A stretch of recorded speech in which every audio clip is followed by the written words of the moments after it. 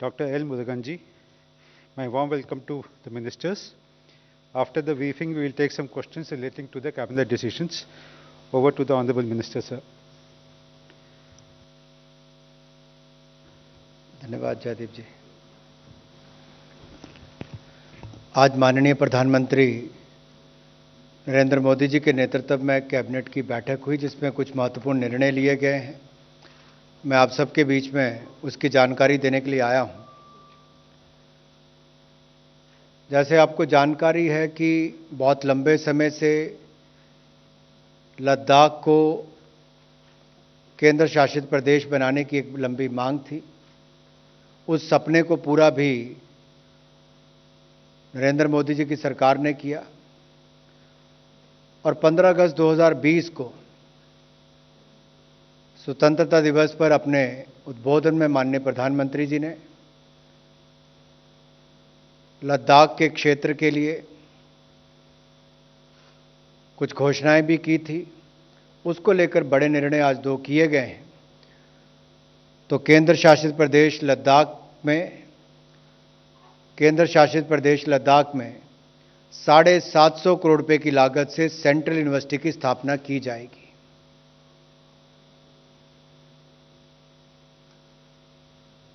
और इसकी स्थापना से जहां एक और उच्च शिक्षा के क्षेत्र में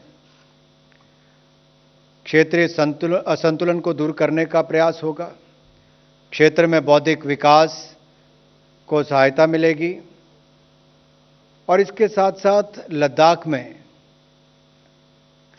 सेंट्रल यूनिवर्सिटी की स्थापना से उच्च शिक्षा का प्रसार होगा, छात्रों को उच्च शिक्षा के अधिक अवसर मिलेंगे। ये सेंट्रल यूनिवर्सिटी वहां पर अन्य शिक्षण संस्थानों के लिए भी एक मॉडल का कार्य करेगी। वहां उच्च शिक्षा की क्वालिटी में सुधार होगा। इससे लद्दाख क्षेत्र के सर्वांगीण विकास में भी सहायता मिलेगी। इस यूनिवर्सिटी का ज्यूरिसडिक्शन जो है वो पूरा लद्दाख का क्षेत्र होगा। लेह, कारगिल वगैरह सारे क्षेत्र इसमें आएंगे। और इस बात पर मैं थोड़ा बल इसलिए बैकग्राउंड में जाना चाहता हूं कि जब J&K रीऑर्गेनाइजेशन एक्ट 2019 में तत्कालीन जम्मू कश्मीर के राज्य में लेह और कारगिल को मिलाकर यूनियन टेरिटरी ऑफ लद्दाख को सृजन किया गया था और उस समय तत्कालीन J&K में जम्मू सेंट्रल यूनिवर्सिटी थी, कश्मीर सेंट्रल यूनिवर्सिटी थी। तो ये जो सारा क्षेत्र लेह, कारगिल, लद्दाख का है, ये यूनियन टेरिटरी ऑफ लद्दाख बनने के बाद इसमें उस तरह के शिक्षण संस्थान की एक भारी कमी थी।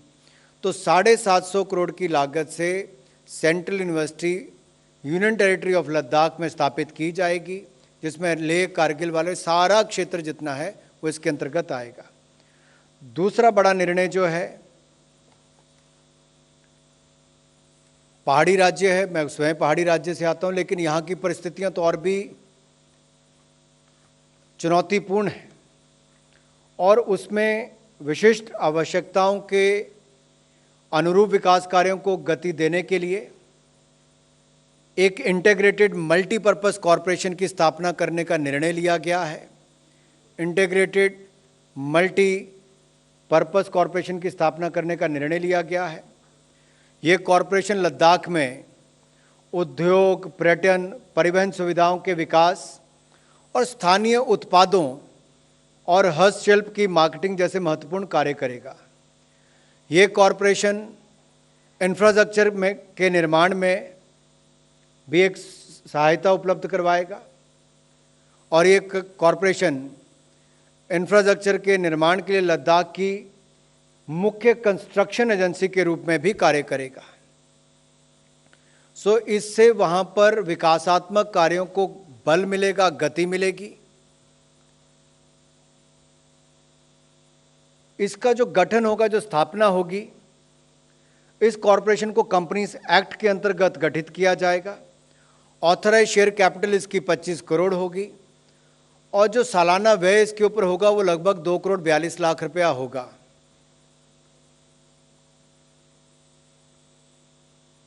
इसकी स्थापना से यूनियन टेरिटरी ऑफ लद्दाख में के तीव्र गति के विकास का मार्ग जो है वो प्रशस्त होगा।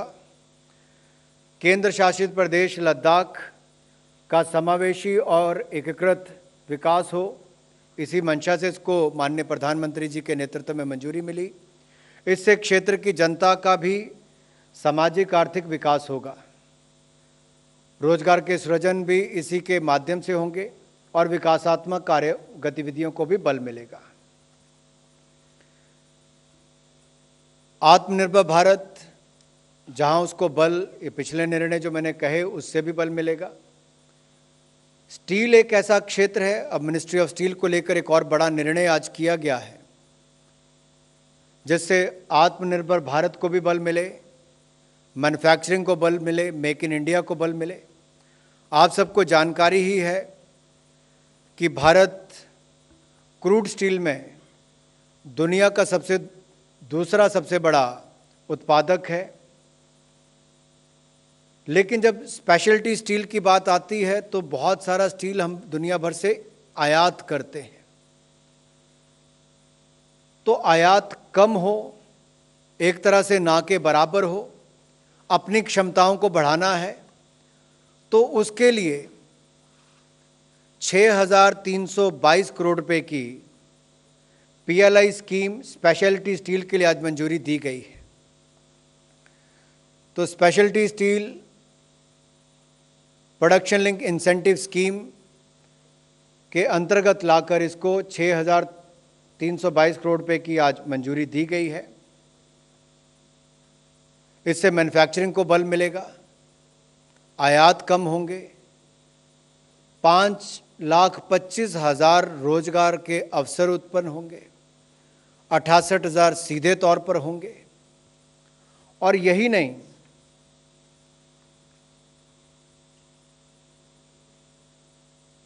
जहां इंपोर्ट कम होने के साथ साथ एंड टू एंड मैन्युफैक्चरिंग को भी इससे बल मिलेगा। कुल मिलाकर 39,625 करोड़ रुपए का निवेश आकर्षित होगा। This will attract investment close to the tune of 39,625 crore rupees. It will create jobs, more than 5.25 lakh jobs in this sector. It will cut down the import burden. There is a cap as far as the incentive is concerned. Per group it will be capped at 200 crore rupees. किसी भी एक company समूह के लिए एक वर्ष में 200 करोड़ रुपए से अधिक इंसेंटिव नहीं दिया जाएगा।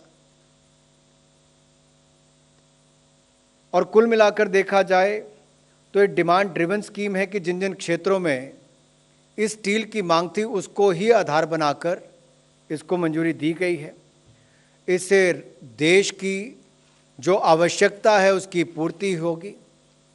It will fulfil the requirement of the country. और लगभग अगले 5 वर्षों में 2.5 लाख करोड़ से ज़्यादा का इसमें उत्पादन हो पाएगा।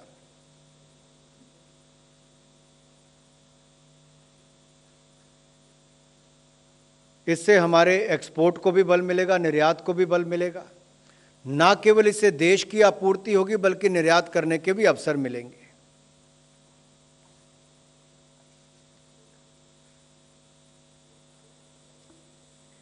इस स्पेशलिटी स्टील की 5 कैटेगरीज जो मैं प्रोडक्ट कैटेगरीज जो आपके सामने कह देता हूं। कोटेड प्लेटेड स्टील प्रोडक्ट्स हैं जिनका प्रयोग AC, fridge, automobile body, solar energy structures में होता है।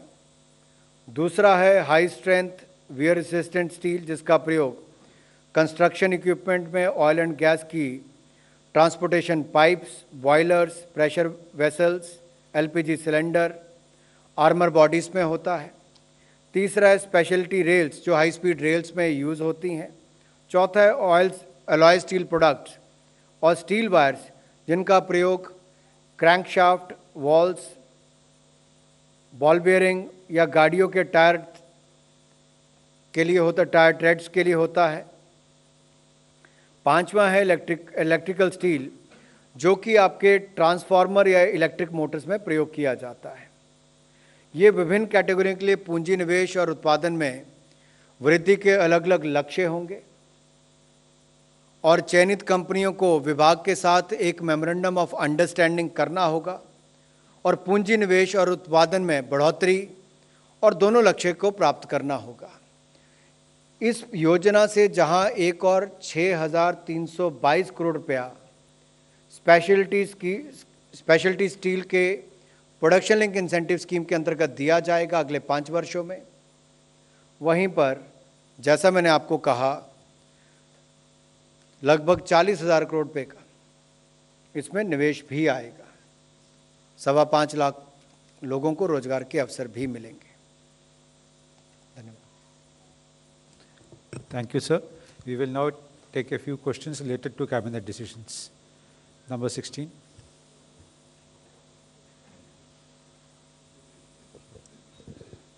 मंत्री एस.एम. आसिफ, एडिटर इन दिनों।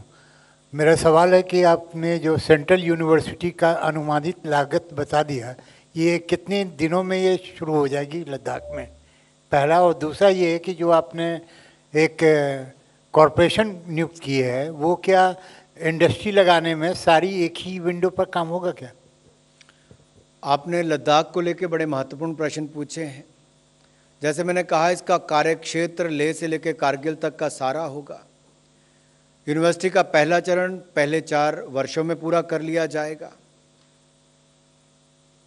और जैसा आपने जम्मू सेंट्रल यूनिवर्सिटी और कश्मीर सेंट्रल यूनिवर्सिटी में भी देखा होगा कि जब तक भवन बनता है, या मेरे यहाँ पर सेंट्रल यूनिवर्सिटी जो है उसमें भी भवन बाद में बनना भी शुरू होता है, उससे पहले क्लासेस शुरू हो जाती हैं, तो बच्चों को अवसर मिलते हैं। एक तो वो इसमें देखा जाएगा उन सबको, और पहला चरण पहले 4 वर्षों में पूरा हो जाएगा। दूसरा जो आपने कहा है, कॉरपोरेशन बनाने की ज़रूरत क्यों पड़ी इंटीग्रेटेड इंफ्रास्ट्रक्चर डेवलपमेंट के लिए? क्योंकि पहाड़ी राज्यों की एक अपनी परिस्थितियां रहती हैं। वहाँ का जो मौसम के कारण, स्थानीय परिस्थितियों के कारण, फैलावट के कारण, कम जनसंख्या के कारण भी वहाँ पर अवसर भी कम होते हैं और काम करने के दिन भी कम होते हैं। अब जो बड़ी कॉरपोरेशन थी वो जम्मू कश्मीर में थी, तो वहीं पर रह गई। यूनियन टेरिटरी ऑफ लद्दाख बनने के बाद इसकी बहुत आवश्यकता थी, ताकि वहाँ में रोजगार स्वरोजगार के अवसर भी मिल सकें और वहाँ के विकास को गति दी जा सके। तो वहाँ पर विकास को गति देने के लिए इसका गठन किया जा रहा है, इससे उसको बल मिलेगा। 54. सर, प्रशांत हूँ एबीपी न्यूज़ से। कैबिनेट से जो तो जुड़ा सवाल नहीं है। कांग्रेस ने आरोप लगाया है कि जो दैनिक भास्कर ग्रुप पे छापा पड़ा है इनकम टैक्स का, वो लोकतंत्र की आवाज़ दबाने की कोशिश है। देखिए, जनरली हम लोग जितने प्रश्न हैं वो कैबिनेट के निर्णय पर ही रखते हैं, और ऐसे बहुत सारे अवसर आएंगे। पार्लियामेंट भी चल रही है और वहाँ पर बाकी जगह भी आपके इन सारे प्रश्नों का उत्तर दिया जा सकता है। लेकिन मैं इतना ही कहूँगा, एजेंसीज अपना काम करती हैं।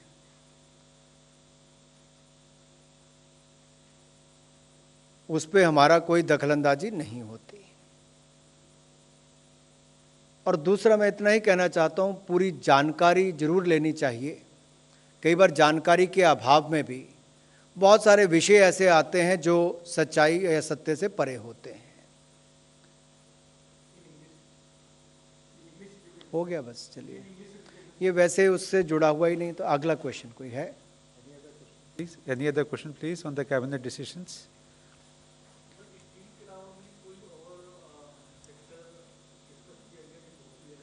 मैं धन्यवादी हूँ, आपने प्रश्न पूछा। जैसा आपने देखा, प्रोडक्शन लिंक इंसेंटिव स्कीम पहले 3 ऐसे क्षेत्रों के लिए शुरू की गई थी। मोबाइल मैन्युफैक्चरिंग में देखा जाए तो भारत इंपोर्ट ज़्यादा करता था। अब भारत दुनिया का दूसरा सबसे बड़ा मोबाइल मैन्युफैक्चरर बना प्रोडक्शन लिंक इंसेंटिव स्कीम के कारण। इसकी 3 क्षेत्रों में सफलता के बाद 10 और क्षेत्रों में प्रोडक्शन लिंक इंसेंटिव स्कीम को लाने का बात की गई थी, और इसमें भी लगभग 1.5 लाख करोड़ से ज़्यादा 5 वर्षों में खर्च किए जाएंगे। लाखों रोजगार के अवसर उत्पन्न होंगे, और इन 10 सेक्टर में से एक स्पेशलिटी स्टील को चुना गया, ताकि जो हम आयात करते हैं इंपोर्ट ना हो, देश में ही मैन्युफैक्चरिंग हो और आत्मनिर्भर भारत को बल भी मिले, मेक इन इंडिया को बल भी मिले, उस मंशा के साथ इसको शुरू किया गया। 1.25 लाख रोजगार मिलेंगे, 40,000 करोड़ के लगभग निवेश आएगा, आयात कम होंगे, फॉरेन एक्सचेंज भी कम खर्च होगा। इसका कुल मिलाकर भारत में स्टील सेक्टर को बड़ा बल मिलने वाला है। स्टील और स्टील से रिलेटेड जो इंडस्ट्रीज है उनको भी इसका इको इफेक्ट जो है बाकी जगह भी होगा।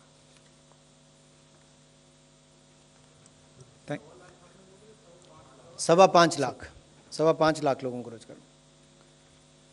धन्यवाद। Thank you very much, friends. We close the press conference now.